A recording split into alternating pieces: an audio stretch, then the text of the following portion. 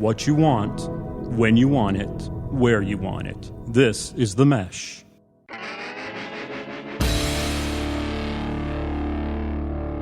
I'm with the band. Music and interviews you're going to like.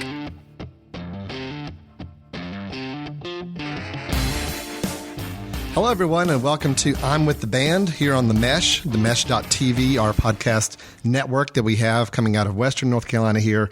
We're producing shows and episodes all for people all across the nation and the world to listen to through iTunes and other sources as well. I am not your normal host. Chad Austin, our normal host, is not available today, but you get me, and hopefully that's going to work out good, and hopefully, Tori, it's okay for you as well, as we welcome Tori Sparks into our interview little table here for I'm With the Band. And Tori, we're going to talk a little bit about just your work, your music, your craft, talk a little bit about some of your experiences as well. But how are you doing? Good to see you here. I'm doing fine. Good to see you, too. And I think you're doing fine, even though you're not the normal host. I'm not the normal host. I host a lot of the shows on this network, but the music show's the one. I'm always here for the recordings, but haven't got to host yet. So we're going to have fun with this. I am not deep background music myself, but I am an avid music listener, so I guess that makes me a pretty good guy to ask some questions about you and your work as well. Yeah, but that counts because, like, for example, I have friends who are not musicians, and I say, what did you think of, I'm working on some new stuff. What did you think of the songs? Oh, I don't know, because I'm not a musician. It doesn't matter. You want actual people, not musicians, to tell, right, tell you what they think. So, yes. So I may ask you some questions that are very, very simple level stuff, but I think a lot of our listeners enjoy this show because they want to listen to some talent they haven't been exposed to before. They want to hear some music they've never heard before. And a lot of them are not, deep in the music industry. So we're going to try to talk a little bit about your background, your experience, and what you're doing in the last several years here. Now, the first thing I'm going to mention, we do have a latest album out, and this is one I've had an opportunity over the last couple weeks to listen to and really enjoyed, by the way. So it's Until Morning / Come Out of the Dark. So it's a double LP. And maybe talk to me a little bit about that, because I've read on your website where you talked about kind of having this little bit of a dichotomy. The first half of it is a little more, I don't know, it's a little fiery, it's a little more passionate, it's a little more. Then you flip over to more of a grassroots type of feel, almost like more of an Americana type of feel for the other one. Maybe talk me through the idea of coming up with a double LP, doing it where you've kind of got these two halves of the same album, but you change your tone a little bit in the middle there. Well, first, thank you for actually reading all that stuff, because some people say, so you have two albums out, or what's the deal? So, right. Yep. The idea. Typically, when I've recorded an album, it's been a month or two in the studio every day from like 10 a.m. to 6 or 7 p.m., working really hard, and then we kind of do some tweaks and we're done. But in this case, I had been touring so much that I really didn't have time to just set aside a couple of months to do a record. So I would record for a week or 2 or 2 or 3 days maybe, and then come back and do some more when I could. And this process took about a year and a half total to finish recording 14 tracks. And initially, the concept was just to make one record, but right. But as things were progressing, it just felt like the two sides, kind of halves, were evolving into almost two separate projects. But rather than trying to force the production into one and to try to make it all meet in the middle somewhere, I actually thought it was more interesting to separate them out more deliberately, because the first album, or the first disc, Until Morning, it's darker and sort of more blues based, and it's kind of the story of experiences in Barcelona in Spain, where I live now. But at the time, I was living in Nashville and traveling back and forth a lot. So I kind of felt like I was living in two worlds. And the other side, Come Out of the Dark, is a bit more hopeful, a bit more, like you said, Americana kind of production, and it's kind of the story of some things that happened in Nashville. So it turned into this dichotomy of my two universes, as well as sort of the concept of the things you go through, and then once you come through those trials and tribulations per se, the kind of acceptance and the lessons that you've learned and things like that. So, well, I'm going to give myself kudos then, because I was wondering as I was listening to it, I wonder if that first, the Until Morning, was more of the Barcelona feel, where maybe that was more your inspiration for that. And then maybe the other one was Nashville. And it sounds like I was right. Good so job. Actually, I'm a little more into this music business thing than I thought. So you know what you're doing. I do. I'm trying anyway. Now, you hit on something I was going to ask about too, about you have changed locales recently. So you're out of Barcelona, Spain now. That's but you right. did spend some time in Nashville several years ago, right? Yeah, I was there for almost 7 years. 7 years. So two very, I would imagine, different music scenes, and probably different inspirations and different The industry is probably different there. What have you seen as maybe some of the biggest differences in how they impacted you moving between these two very different geographic locations? They're totally different. I suppose I should point out first the things that are the same because there are so few, actually. Sure. The similarities are only, in my opinion, that first of all, you meet good and bad people everywhere, all over the world. So there's that. And there's music in both cities. That's it. Other than that, they're completely... the similarities stop right there, sir. Seriously. Because Nashville is this amazing city for a lot of reasons, because there's so much music there, and so much of it is of a really high caliber. Whether or not you're into that kind of style or not, it's just amazing musicians. There are so many studios, and just everyone really understands what you're going through because it's this community of music industry. Right. There's also the level of professionality is very high. It's also a nice place to live because there's a lot of green spaces and it's very central. You can tour out of it very easily. But the downside for me is that it's kind of a conservative community when it comes to music and when it comes to everything. So it's changing, but it still is. Right. That being said, I learned so much there and met some really great people there. But in Barcelona, the level of professionality, for example, typically is not there. So that makes it very difficult. But the upside is that there is just all this crazy art and different kinds of music and very, very creative people that sometimes don't actually even play their instruments very well, and other times they do. But at the least, they're not kind of bound by these conventions of this is what the industry is telling me to do. It's a little more free, I guess, and it's expressive, how people feel like they can be expressive as creative artists there. So yeah, and you run into that with visual art, with everything. So it's a very inspiring place to be, but there are no rules and regulations, which sometimes can be challenging as well. And of course, it's a Mediterranean city, whereas Nashville's like a southern city. So you got like biscuits and gravy, and then you've got like tapas, and like, okay, then we go for the siesta, we walk on the beach. And I'm like, I thought we were having a business meeting. What is happening here? But it's fun. Oh, wow. And I love Spain. It's just really interesting. And I'm learning a flamenco. I love that. But there's nothing remotely similar at all, except that, like I said, I have met some really wonderful people in both places, which has been great. And I've also had some crazy experiences in both places.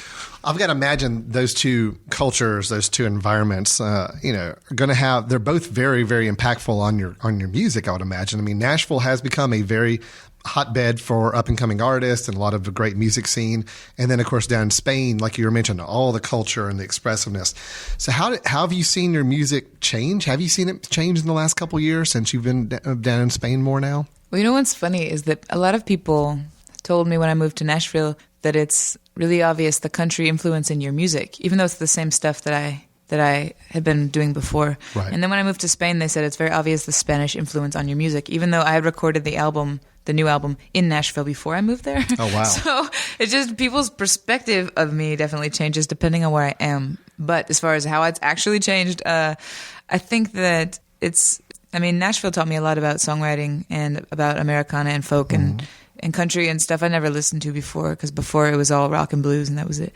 And then moving to Spain, like flamenco is incredible because the harmony is different. Just the approach to everything is very, very different. The rhythms are different. And also I've been listening to a lot of Latino music, like not Spanish, like Dominican, things like that, because I've been learning salsa dancing, and there's a very big Latino community in Barcelona because people move from South America or Central America to Spain because the language is more or less the same. So those things have really crept in as far as influences, but it's more, I think I'm still at the moment in the process of assimilating all of that.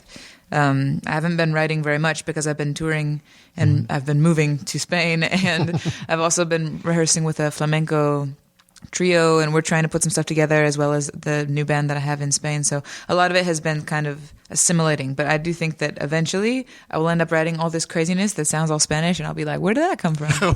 I have no idea where that came from. Maybe it's just being here in Spain. It could be helping with that. So that sounds really interesting, especially interested in the Flamingo group. You have to keep us posted on where things go with that. So. Well, flamenco is strange because they if you're not a purist, they sometimes look down on you, kind of like jazz. But these people do a fusion. It's a trio that already has been playing together for about 15 years called Calamento, which means catnip, actually. I don't know. Catnip. Yeah, I don't know why they're called Calamento. Well, there's a lot of reasons I wonder why certain bands in America are named the way they are. But Catnip down there, Yeah. that Well, like works. the Beatles, what a dumb name. Yeah, but then right. they're awesome and they're famous, so it's okay. But But it seemed like it worked for them, I guess. yeah, Right. so they, we've started doing some stuff together, and it's just interesting you learn a lot with every new style of music that you kind of incorporate into your repertoire. So that's been fun. And then they are learning a lot because I'm like, no, here this is more blues, and they're like, what?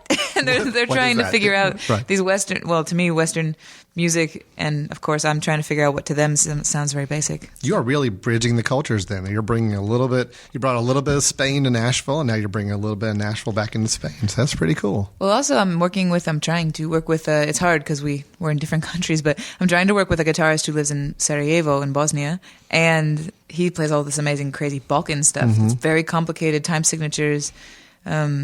It's like, I know you said you're not a musician, but like something in 3, it's like a waltz, for example, Yes. versus 4/4 is just basic 1 2 3 4.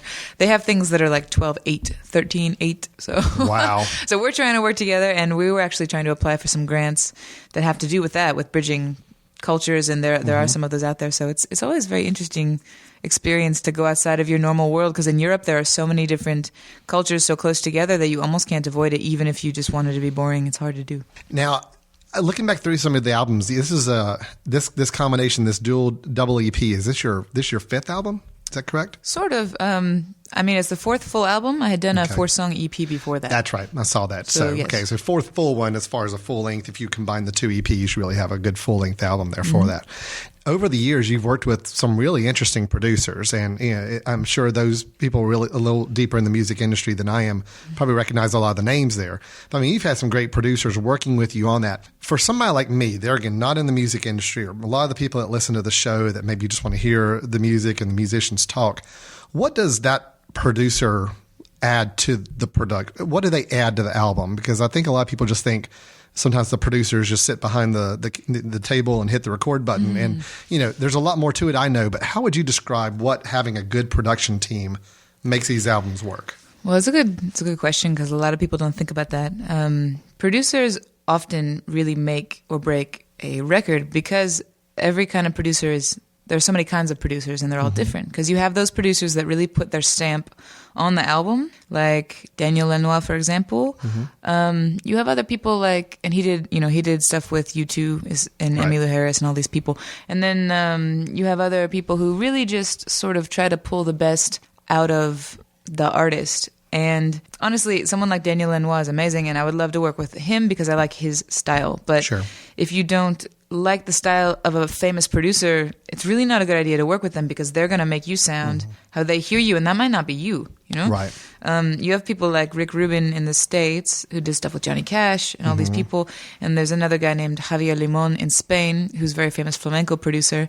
And I like them because they tend to sort of strip down, actually, the artists and make it a more acoustic-based production. Right. And that's very effective. I was really impressed with what Rick Rubin was able to do with those Johnny Cash albums, because that was I was never a huge Johnny Cash fan, but actually hearing those albums, I respected that style of recording music more than I did even some of his more polished albums in the past. Well, that's why producers are important, because that's what they add to it. They're kind of like the lens, I suppose. So the guy behind the desk pushing buttons is the engineer, but then the producers that I've worked with are actually both. Like, they're kind of producer engineers, where they're doing the engineering and they control how you set up the microphones, and they help you figure out who to bring in as far as other musicians go, which Right. really affects the album. Because if you've got Slash playing guitar, or if you've got me playing guitar, it's very different. right, So, a little different, right? that's how that producers also they're important in that sense. But then these guys, Roger Moutinho and David Henry, they're engineers as well as producers, and I've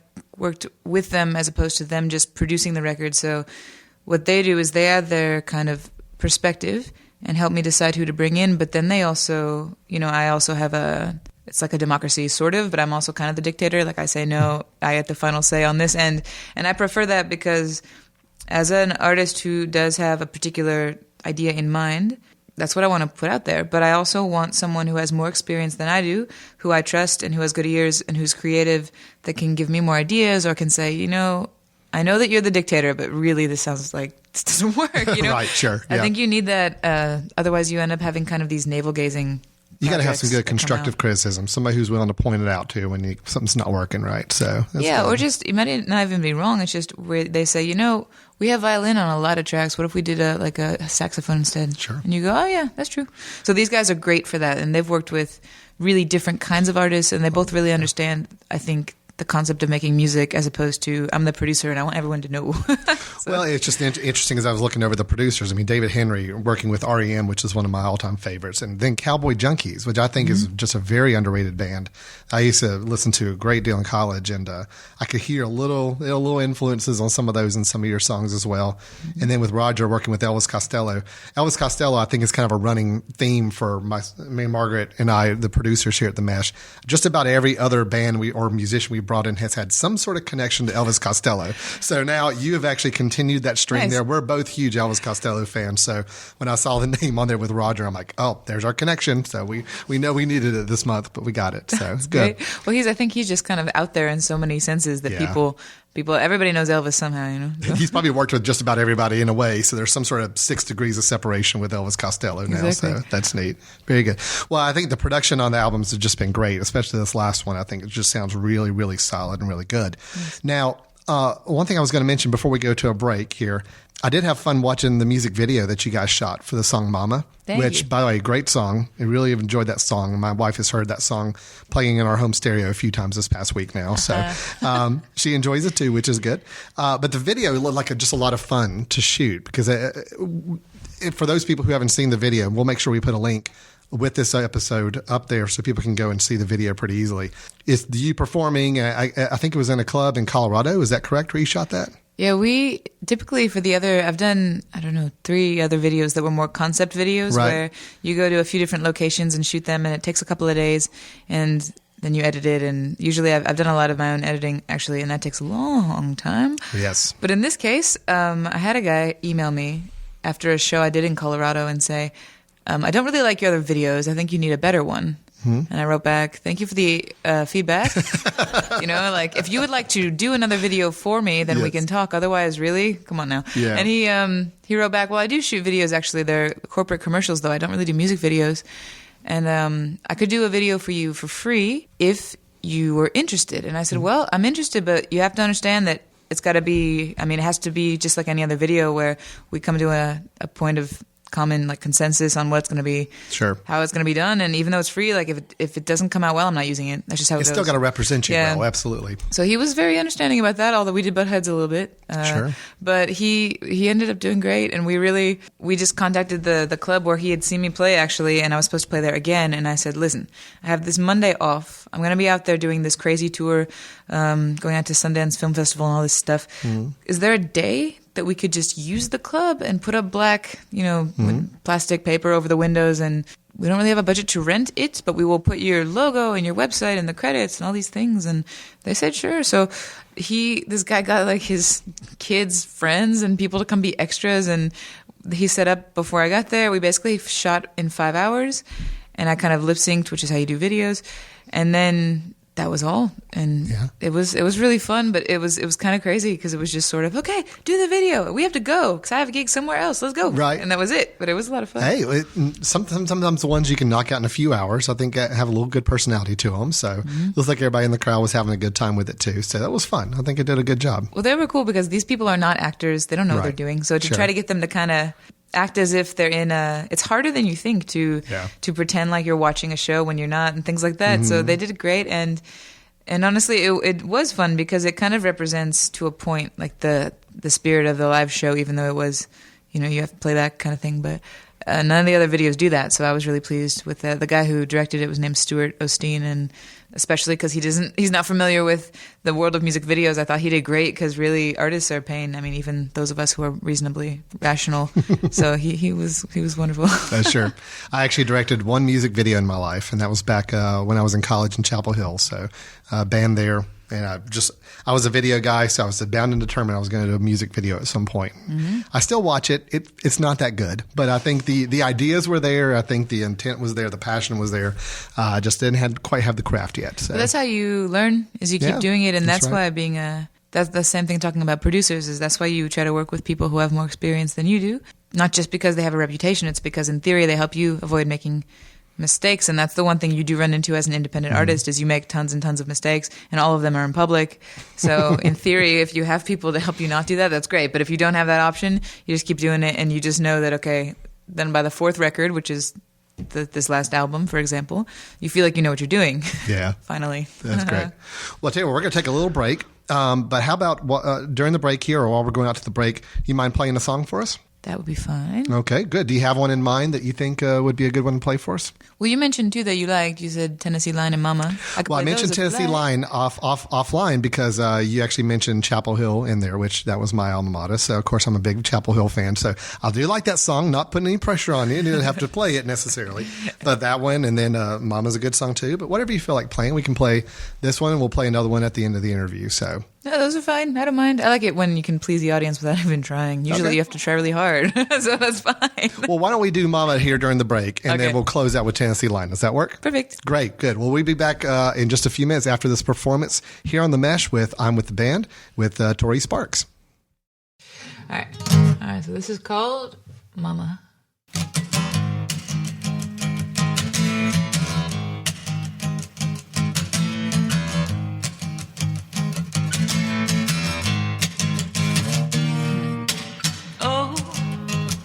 It's a winding road, yeah. Ain't no straight and narrow path. I'm walking alone, set on every side, by temptation, offering me a ride. Don't he look good with his smile? But I know better try. Gotta keep my foot out of my mouth and the devil out of my house. Make sure when I go down south that I can find my way back home. Yes, I gotta try to. When the rain come down, I look for higher ground, and I know that I'll be found when I'm lost. 'Cause honey mama didn't raise no weak-willed the woman.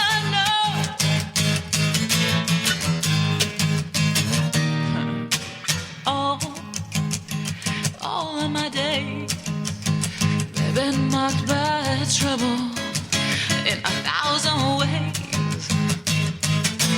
I don't go seeking its shame, it seems to be drawn to me like black flies to a flame. I can hear that sickening buzzing.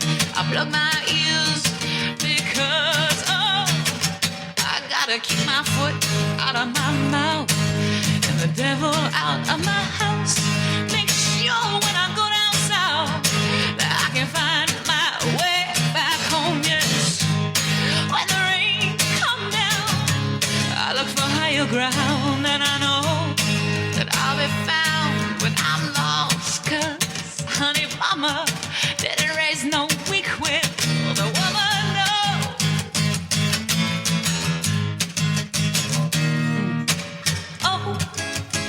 When that wind come calling, honey, I know that bitter fruit will be falling. I gotta keep my foot out of my mouth, the devil out of my house.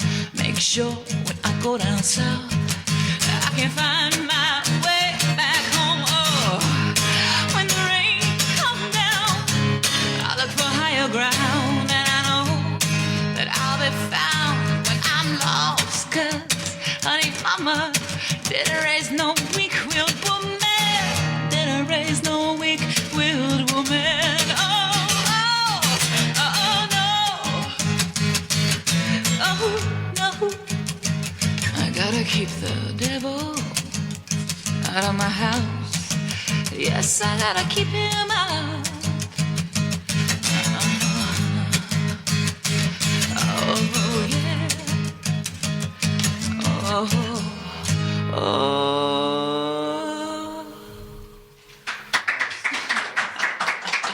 Thank you. Main Cellar City Club, Hickory's premier music venue, is the place to go for music events, wedding dinners or receptions, company retreats, reunions, and more. contact Main Cellar at 828-345-6246 or find us on Facebook and Twitter for all your entertainment updates. Hello and welcome back to I'm with the Band. This is Alan Jackson having a great conversation with Tori Sparks, who's in the area performing, and we've been talking about her latest album, Until Morning and Come Out of the Dark, and talking a little bit about some of her musical influences at different places she's lived and some of the production relationships she's had with other producers. So a lot of great stuff there. Before we get into too deep here, let me just kind of back up and talk a little bit about the Mesh and what we're doing here on the network. Tori, you know much about our network? Probably no, not. That's why I didn't know if it was TV, radio. I just said I was supposed to show up. They're nice people. Okay. I know. We just kind of wrote people in and say, come on by, we'll take care of you. So we put together a whole network for podcasts so people can download these episodes all over the world.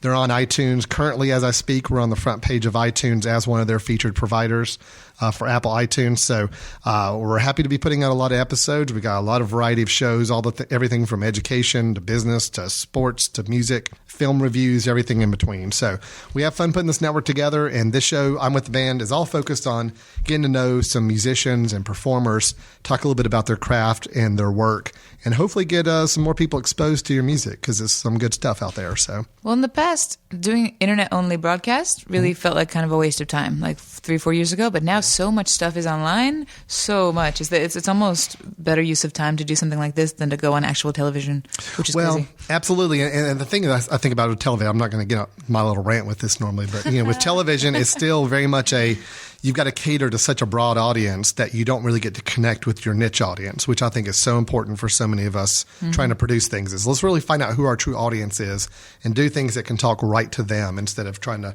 find something that's going to satisfy the broadest group of people at the same time. On that same note, though, you've released 4 albums under your own record label, right? So Glass Mountain Records. You seem to be a really strong advocate for this whole idea of doing it yourself sometimes. I think you've got a good model for that. What were some of the things that kind of prompted you to do that, and what have you gained from that you think you wouldn't have gotten through a traditional record label system? That's pretty much the way to put it, is like the things you gain from this kind of model, because really people don't, in some ways it's not a lot of people it's not a choice. They're trying to get a record deal and they don't, so therefore they're independent. But it can be a choice. I mean, it's like the idea of being single. You don't want to just be like, you're a guy, I'm a girl, we should have children, Just maybe not. Maybe wait around and see if anything good comes along, and if not, just keep partying with your girlfriends. Why not? So right. In my case, I was in college in Tallahassee, Florida, and I had done this 4-song EP, and I got an email or a phone call, I don't even remember, from a record label in Nashville that was primarily bluegrass. That was this small subsidiary of Universal that said, we want to work with you. And I was like, who are you? Get away. I thought it was some kind of scam, really. Sure. But then I ended up meeting with these people when I was like 19 years old, and we did the first album together. Like, I would fly up to Nashville. My mother would come with me usually because she was all worried about me being in a studio with a bunch of like dirty old men or whatever. So it turns out some of them actually were. Yeah, I'll tell you stories about that later. Okay. But off the air. That may be an off the air story. So, I'll mark that one down. Okay, yeah, good. Anyway, but a lot of them were nice people though, and so I did an album with them. And the record label was supposed to, promote the record and things like that, but they didn't. And they also would do things like put out press releases saying that my album was at like number 1 on the country charts or the pop charts. I'm like, you cannot do that. Yeah, you can't just go out there and say that. You can't just lie. Right, you can kind of make things sound good in a press release. You cannot just do that. And it made me really uncomfortable. So I eventually said I need to leave this situation.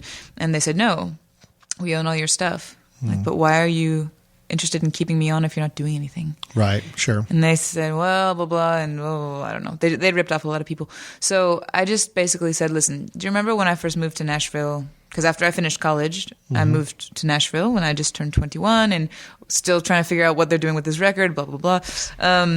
So I said, remember when I first moved here and you guys were trying to be nice and did that weird thing where you told me to come answer phones every now and then for you in the office, and that way I'd make a little bit of money under the table or something? Remember that? Do you know I know like everything about you guys? Are you aware? Like, I've seen all your files, and I'm going to tell everyone unless you just let me out of this contract. So that's what we call blackmail. Well, and if it has to work, it has to work. So yep.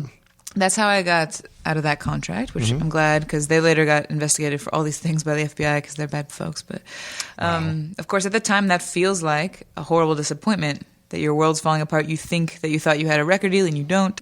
But it ended up being a good thing, because I was so angry that I just booked this huge tour of like 27 days in 27 shows in 30 days and went out with a guitar player, and we just started touring. And that whole first tour was just fueled by the energy of rage and irritation, I think. But you get your inspirations where you can sometimes. So exactly. That's right. Yep. And I just started touring a lot acoustically, and then was writing and felt like it was time to make a new album. And I was like, okay, so what do I do? Because I don't have a label. Well, I already book my own shows. I already hire radio promotion people and publicists, and I already try to talk to distributors and do all these in-show kind of point of purchase performances. I'm already doing all the label stuff anyway, so I may as well just call it a label and be that. And honestly, I was already doing all the work anyway, so that's kind of how that started. So it's just like, well, already doing all the work, I have a label now, so. Yeah, because if you put out self-released and you hire a publicist and they're trying to get a review of your album in Paste Magazine,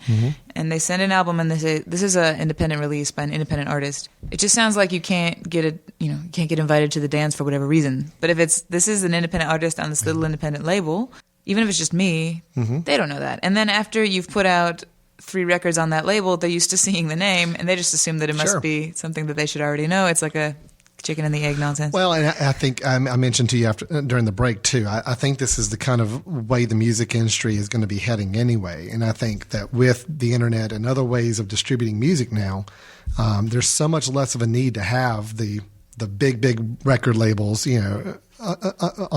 taking care of things. When you can go out and produce, you were already doing all the work as it was. So you did create that label, and I think you can connect that directly to the audience that in ways that you probably couldn't have done that before. So, well, the upside of being independent is that you really you can make decisions a lot faster, and it's smaller economies of scale, so you can experiment more, and you're in greater control of your career. And I speak at colleges and music conferences. I was just in Greece speaking about this kind of thing at this place, at this event called Womex. Because especially in Europe, this kind of DIY concept is not very common. And trying to explain that this kind of thing, it can be a choice or it can be, default because you don't have a deal. But a lot of more and more famous people are choosing to go this route for that reason, because then you can make the decisions. You don't have some guy test marketing something somewhere in some office and then they do it wrong and then your career is shot. Yeah. With regards to big labels, they're just sort of unwieldy and heavy. I think smaller labels and mid-sized labels are still useful, though, because they have more connections and more of a track record, so they can kind of plug you into opportunities in a way that you yourself can never do. So I'm not saying all labels are bad. Sure, I just think that the big Sony records, I don't see that as useful unless you're doing vanilla, ice cream, white bread, pop, and you only want a career for 2 years. Yep. And then it's useful. So. Well, plus those large record labels, the biggest advantage they had for so long was radio, which, radio is just not at all what it was 10, 15 years ago. So, if radio is not the main way that we're learning about new music, it's the internet, it's websites, it's YouTube videos, it's iTunes, whatever. You're in a great position for that. So. Well, it's good, but the only difficult thing, well, not the only, one of the difficult things at this point is because there's so much music out there, because the costs of production are so much cheaper and everything is digital, and it's not exactly easy per se, but it's easier to just make a record and get what you want. And now it costs $10,000 to make literally a world-class quality sound recording as opposed to $1 million. Yeah. So you can, that's cool, but then everyone can make a record. And how do you stand out to at least get the opportunity to have people listen to you? And if they don't like you, that's kind of your problem. But that's the thing, is how do you reach an audience when there's so much input? And I think almost everybody in every industry is wrestling with this at the moment. But people in the filmmaking industry, it's the same idea. You can go out and shoot a film and make a really high caliber film for so much cheaper than you ever could. So it's the same thing we ran into when we were doing video production for years, when little video editing on your computer and using camcorders got so cheap and things look so good. It became a tougher business, but then that's when quality just has to rise to the top. You've got to, just because people can do these things cheaper doesn't mean that they're good at it. So I think that's the key, is finding out you've got the talent there. So it's just a matter of making sure people can hear about it and getting the word out there for it. So, I think too, taking care of your relationships, and I don't mean in an annoying networky way, which I have to do as well. You have to take that guy to dinner that helped you with that distribution thing. I hate that, but you have to do it. Yes. But I mean, as far as just taking care of your fans, when someone actually emails you to say thanks for the show, you should email them back, and as fast as you can. Maybe not that day, but email them in a day or two. If you are able and say thanks. And I do this monthly broadcast online through a platform called Stage It, and it's a concert, and people can watch from all over the world, and they have to pay to watch, but it can be 10 cents. It's whatever they feel like donating in. Oh, nice. Yeah. And it works really well. And then people chat and they tell you things and, hey, the sound is bad, or play the song, please, or whatever. And just as many ways as you can kind of let people know that you're aware that they're out there listening, they come back and they tell other people. And so even though that takes a lot of energy, that's really, I think, how you grow your audience as an independent artist. Because if you're not on the radio, word of mouth is going to be your best friend. Because if you buy an ad in a big magazine, no one's going to pay attention to that. But if someone's best friend says, you have to listen to this, it's amazing, and she's so nice, she totally emailed me back, that helps a lot. Oh, absolutely. All the music I listen to now is all because a good friend of mine told me I need to check it out. Exactly. That really is it. Okay, one thing I heard about some of your music is that it has been licensed to be used in some different places. So some of your music's been used on maybe a couple TV shows, commercials, other places. What has been one of the most interesting places that you've heard your music played, maybe somewhere or through some vehicle where when you heard it, you're like, wow, that's actually pretty cool that my song's being played here? Well, the funny part is with a lot of that stuff is I don't even have a TV, so I have no idea what these shows are half the time. But the one thing that was very cool was I got an email actually from this person who's a publicist in Sweden. Who sometimes, my point is, sometimes I don't hear from him, and I'm like, "Aren't you my publicist?" Okay, but he emailed me and said, "Hey, your music is being used in like the in-flight music for Lufthansa, the German airline. That's cool because that's a great airline. Number one, they have very good customer service, unlike some airlines, and they're all over the world, and that's just kind of fun." And then I looked at their playlist, and it was people like John Hyatt or Damien Rice and people that I listen to and that I like. So it's nice when you're on those kinds of lists, as opposed to, it's like when I put myself into Spotify, for example, to see what I sound like. I hate those artists that come up. So, as far as like the ones you're supposed to be like. Yeah, it's awful. Right? So I like when I'm in good company. Yeah. So. I was going to mention the airline example, but here's my problem. I always have a hard time pronouncing the name of that airline. I think some people say Lufthansa. Lufthansa? I think that's right, but I say Lufthansa because that's how they say it in Spain. Okay, I flew Lufthansa just a few months ago when my wife and I went to Thailand, and we had to take a flight from Germany to Bangkok there. And the whole time I felt so bad because I could never pronounce the name of the airline. Every time somebody asked me, what airline are you flying? It's like that Lufthansa type place. So I saw that example. I saw that you were on the in-flight music on that. I just didn't want to bring that up because that was going to force me to say that name. Most people don't admit things like that. I always do, though. So I feel like we are getting to know each other. Yeah, exactly. That's right. So you actually haven't heard it on the airline, or have you? No. I haven't heard it myself, although I have flown that airline. But most of these things are American shows, and I'm in Spain right now. So like there was some NASCAR biography and cooking shows and very weird things. Wow. But the times when something has actually come on, like for example, I was in the car with my mother and like a song came on the radio. Things like that are very cool because it's this weird surreal moment when you feel like, whoa, okay. That's just a fun moment for yourself internally, but it's even better when your mother's there because then she can be that is really cool, proud of you and happy and momish and stuff. See, I think it would just be really cool if you were on the airline and you're listening and you heard your song come on and you could start singing along in the airline to your song, and everybody else like, who are you listening to? It's like, oh, you need to turn to channel 5. And all of a sudden they don't even realize that it's you singing. Yeah, that would just be a really cool meta moment, I think. I think you're lying, though. Like, this is me. No, yeah, sure it is. Right, that's true. That's true. One thing I really was pretty I thought was pretty admirable that I read a little bit about what you do is, I mean, there's a lot of artists out there putting out music, but there's only a small number of those artists really doing something to give back to the community. And it sounds like you've had a project going on, the Feed Your Soul Guitar Project. Can you tell me a little bit about that, or what got you started, and just this idea of giving back, and if there's anything else that you're doing right now to try to help back to the community, whether it's the music community or just the community as a whole? Well, one thing is that the unfortunate thing is I would like to do more of that. It's just it's very hard these days. All over the world, the economy is a little funny right now. So it's very difficult at times to find just literally the money and the time to do these kinds of things. But when I can, I like to, because as an artist who is self-managed, you feel like you're always talking about yourself all the time. Mm-hmm. It's almost like you're selling toothpaste. You're like, seriously, it whitens. And then, right. And after a while, you're like, buy Tori Sparks. You'll live 100 years. It just, oh my God. Yeah. But you got to be your own ad man in a way. So, all the time. So if you are already up there in front of a microphone, why not promote something that actually needs help, really, and that deserves it? So a lot of times when I've done big concerts like CD release shows, I'll do a kind of a partnership with a local or a national charity and give some money to them. Like we did something with the third album that benefited Save the Music, which puts instruments in schools. Yes.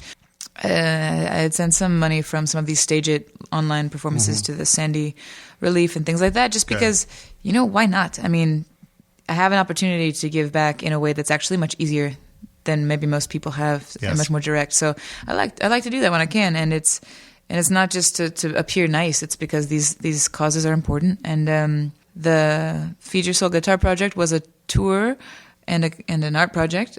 I've been decorating this blue guitar with glass and paper and paint, and it turned out actually very cool. This very odd folk art thing, which you can see if you type that into the internet. But I was just doing it because I was trying to find something to do that was not playing guitar for a minute, and that was not internet work. So it was just fun. But then I thought, if I'm going to make this thing, I should just sell it.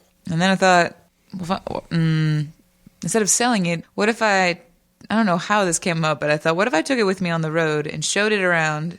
And I talked to ASCAP, who now I'm with CSAC, but at the time I was with them. And I said, can I exhibit this in your lobby for a while in Nashville? And make this project where, I show it around. I have people put in bids online on a little website that we had set up. And at the end of the tour, whoever has bid the most wins the guitar. And they also had to pay for shipping, because the idea was like, you're helping charity here. So That's right. So anything that was not shipping, though, all that money went to Oxfam America, which does a lot of really good work. And the point was just to raise some money for a good cause, but also to bring exposure to a good cause. Because since then, for example, Coldplay has done a lot of stuff for Oxfam, and a lot of people know who it is. But before, I don't think as many people did. And not that I, made millions of people become aware, but, a few thousand at least. Sure. And that just was a good feeling. And it's also, it's a really good reason to talk about a cause you're interested in if you have a project associated with it, not just, by the way, check out the site. So. Yeah, I don't like the entertainers who just get up on because they have a microphone and several thousand people listening to them and spout off just, hey, you need to go do this and go help this cause. That's great. I mean, that at least builds awareness to it, but it's actually building a project off of it and doing something with it, I think is pretty impressive. So it was fun, cool. and thank you. But it was a lot of fun, too. I think, too, another way that you can give back to the community, even if you're not doing charity work per se, is like we're organizing a festival in Barcelona right now. And by we, I mean me, mostly. But she is a do-it-herself person. It was supposed to be a bunch of people. I don't know what happened. So mostly it's me. But I do have an owner of a studio who's helping a lot. And so he and I are doing this. And the idea is to bring together all the different kinds of music, as well as visual artists and photographers, and do workshops for kids and for adults. And you do pay an entry fee, but it won't be that much, really. And probably none of us will make any money, but at least we'll try not to lose any money. And the idea is to bring all of these aspects of the artistic community together and kind of make it available to the public and have these educational aspects of it. Because Barcelona is not... It's a city with so much culture and so many different cultures, but often, like, the people who listen to electronic music, or the people who go see a photography exhibition, or the guys that listen to traditional Spanish music, I mean, they're not going to ever cross paths. Right. So the idea is to do something that brings the community and the artistic community kind of all together in one place. It's very cool. So you can do that too. That's not charity work, but it is something that impacts your local. No, it does help build the community. And I think that's just as impactful as helping raise money or anything else too. It's just getting people together and experiencing different things is great. To kind of close out a little bit, this is probably my fluff question. This is probably the kind of question that I'm sure tons of people like to ask. What's a fluff question? I don't know question. What that It's means. like the big, it's the easy. It's the softball one. It's the easy one to ask. But there's a lot of people, I think, that listen to this show that may be parents, maybe have young children, and maybe those young children have started to show a little bit of an interest in music. What advice would you give them of what they could try to do to help that child really embrace music, and really, if they decide that that's something that they want to do for a career, what would be the one piece of advice you would try to give them? Well, it's just, I think it's very hard to be a parent in general, because you have to support, if you're a good parent anyway, you have to try to support your kids, even if they take a path that you wouldn't choose for them. Mm-hmm. Like, everybody wants the kid to be happy, healthy, successful, solid. And that's usually where some of the overbearing parenting comes in, your mom's mad at you because you're not being a doctor or a lawyer, but it's not because she's mad at you. It's because she wants you to be okay in the future, and she thinks that's the way to go. Mm-hmm. So I think the most useful thing you can do as a parent is not to just try to be their best friend and not just like, I know parents like that, like, let's go have a party. It's like, no, you're still a parent, but to support them and to be their friend, to say, look, I'm going to get you, if you can afford it, of course, like, get the kid music lessons, let them experiment, let them try things, because that really affects how the kid will turn out as an adult human being, makes them a more well-rounded person, and just let them explore things that they kind of want to explore, and let them know that they can always come to you with things they're excited about or things they're scared of, and that you're there for them. And that's, I think, the most important thing. And how that translates into a potential professional musician-parent relationship is that later, if they say, Mom or Dad, I want to go be a musician,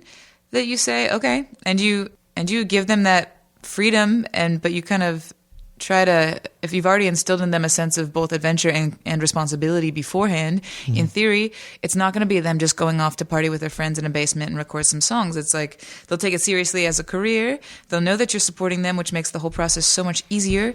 And they'll know that if it's not working out, that they can come to you and say, I don't know what to do next. I think it's just more to know that you got someone there for you, because the dangerous part for musicians is that when you feel like you have nowhere to go, you end up sleeping in like a refrigerator box in an alleyway because you're too ashamed to admit that it didn't work, and you know that your dad's going to yell at you.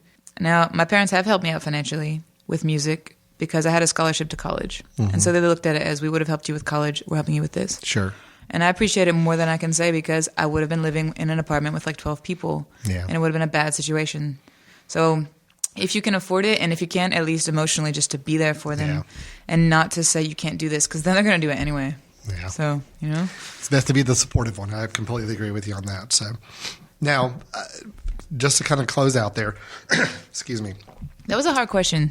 Was it a hard question? That wasn't the fluff question. It wasn't a fluff one. The fluff one was like the stuff I've had to say a million times. Who's your influences? Stuff like that. That's a fluff question. That's a fluff question? Okay. No, let me cross that one off my list. Okay.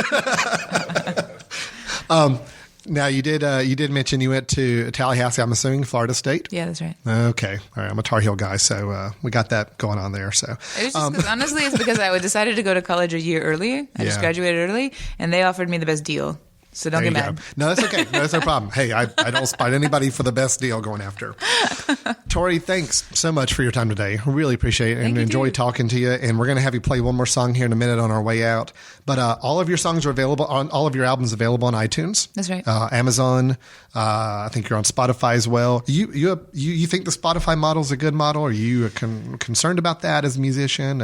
It's hard to know exactly what to think of that, because on one hand, it's good because people can find out about your music that may not have found out about it, and because radio is becoming less important, that's kind of sort of taking the place of radio, which is good.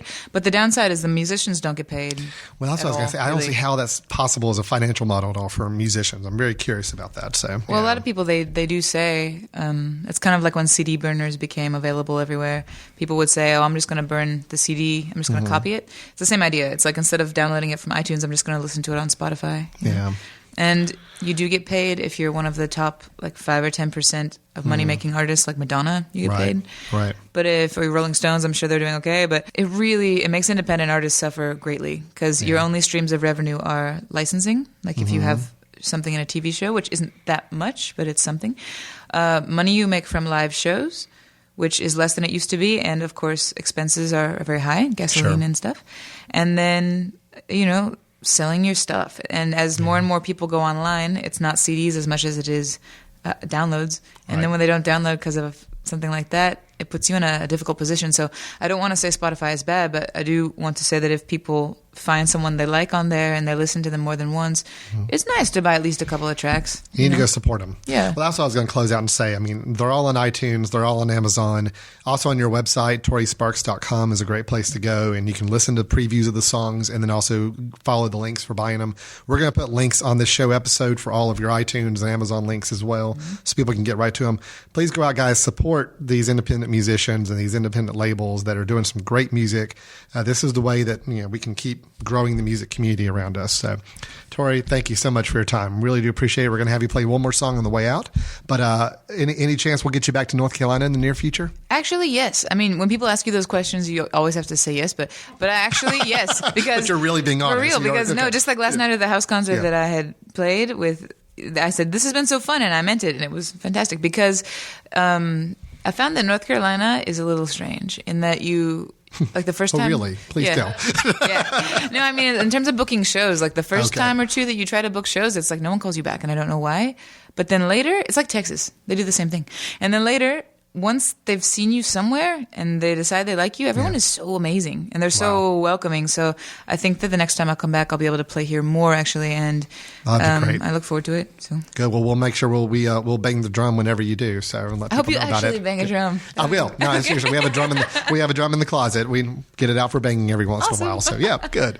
Tori, thanks so much. That's Tori Sparks. ToriSparks.com. Her latest album, Until Morning and Come Out of the Dark. Great thing to go listen to, download, give it a shot, and we appreciate your time. This has been I'm with the band here on themesh.tv. If you have any questions for us, feedback, ideas for other performers you'd like for us to be talking to in the future, drop us a line at info@themesh.tv. We've also got a contact us form on our website that you can go to and fill out a short form if you've got a question for us. We'd love to hear from you. Until next time, this is Alan Jackson. We'll talk to you soon. Take care. So this song is called Tennessee Lion. This is a true story. And maybe I'll have a little bit of percussion from my jewelry in here. We'll see how it goes.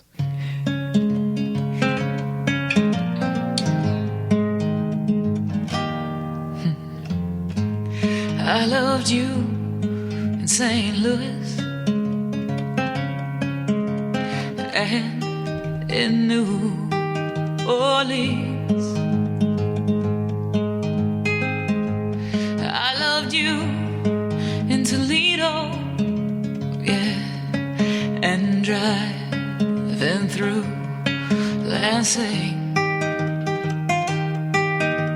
and Auburn and Chicago, and Denver and D.C. But I did not love you, I could not love you when I crossed the Tennessee line.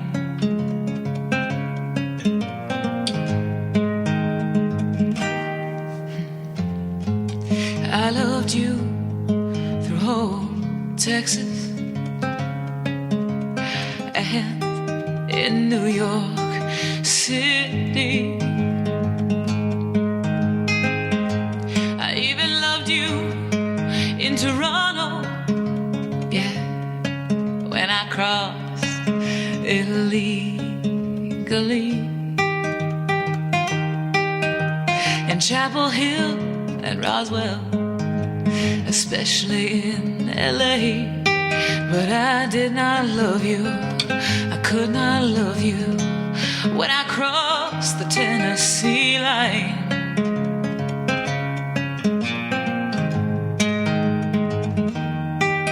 All the way up the West Coast, all the way down the East, in every small town in Ireland, in London's underground trains, yeah, in Asheville and in Jacksonville, everywhere in between.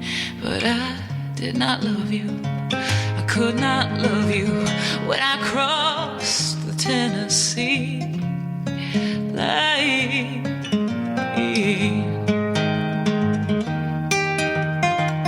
Finally, the road runs out and I fall at your feet with asphalt for skin these days, 6-lane highways for veins. I'm searching for a safe shore on the coastline of your face. But you did not tell me, you did not tell me.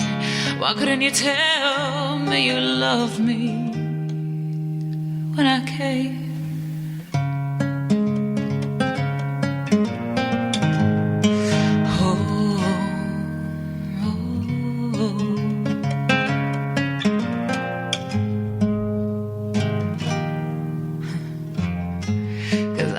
You in St. Louis,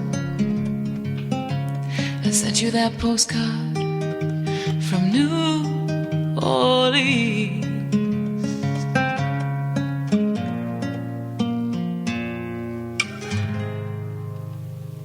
Yeah. Thank you guys so much. You've been listening to The Mesh, an online media network of shows and programs ranging from business to arts, sports to entertainment, music to community. All programs are available on the website as well as through iTunes and YouTube. Check us out online at themesh.tv. Discover other network shows and give us feedback on what you just heard.